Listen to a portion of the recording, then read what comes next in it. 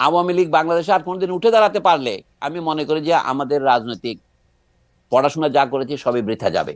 বিপ্লবের পরে অনেক সময় মব জাস্টিস হয়, পৃথিবীর ইতিহাসে যেরকম বিপ্লবের পরে ভায়োলেন্স হয়, যে লোক মারা যায়। আচ্ছা, 1971-এর পরে ধরেন, আমরা সকলে জানি ঢাকার খোলা স্টেডিয়ামে আমাদের দেশের একজন বিখ্যাত মুক্তিযোদ্ধা কতগুলি লোককে বিহারি বলে ধরে ওপেন বেয়নেট দিয়ে মারে নাই? তার কি বিচার হয়েছে? এটা তো মার্ডার।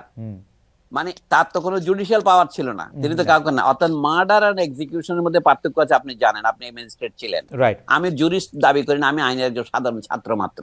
তো আমার বক্তব্য হচ্ছে, আইন ভঙ্গ হলেই একটা খারাপ উদাহরণ তৈরি হয়েছে, সেই খারাপ উদাহরণ অনুসরণ করা উচিত নয়। আমার বক্তব্য খুব পরিষ্কার। শুধু যদি ঢাকা বিশ্ববিদ্যালয়ের শিক্ষক সমিতি এটা করতো তাতে হতো না। তারা দেশের সমস্ত বিশ্ববিদ্যালয়কে পর্যায়ক্রমে নষ্ট করেছে।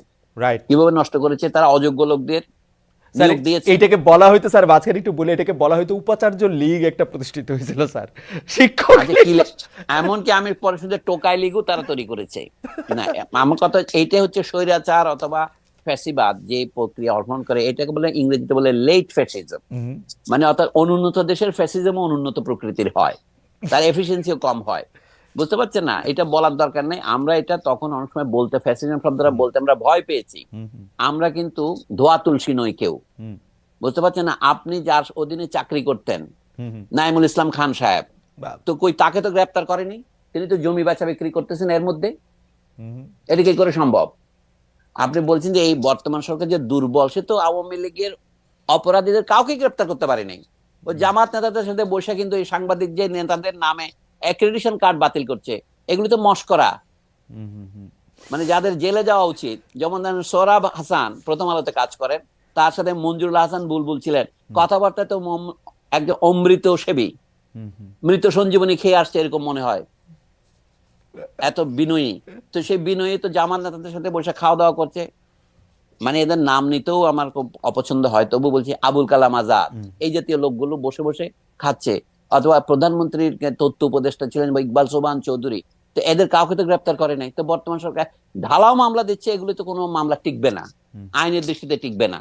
এবং বরঞ্চ এইটা আমি মনে করি, এই যে জনগণের বিপুল আত্মত্যাগের মাধ্যমে, ছাত্রছাত্রীদের বিপুল রক্তপাতের মাধ্যমে যে সরকার এসছে, যা আমরা একটা স্বৈরতন্ত্রের কবল থেকে মুক্তি পেয়ে আনতে কিছুটা নিঃশ্বাস ফেলতে পারছি, সেটার বিরুদ্ধে ষড়যন্ত্র থেকে এই পর্যন্ত মিথ্যা মামলা দেওয়া।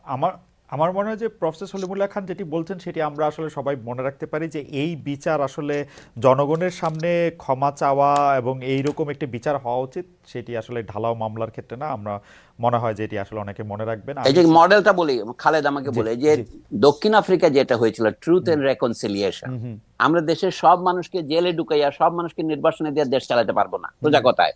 কিন্তু যে অন্যায় করেছে সেটা যদি আপনি বিচার না করেন, তাহলে আপনি অন্যায়কে সহ্য করলেন।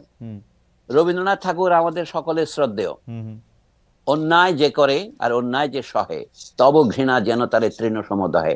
আপনি এদের কোনো বিচার না করেন, বুদ্ধিজীবীরা পাকিস্তানের মূলে অন্যায় করেছে 71 সনে, সেই বিচারটা যদি 70-এর দশকে হয়ে যেত, তাহলে পরবর্তীকালে এতগুলি নাটক আমাদের করা লাগতো না।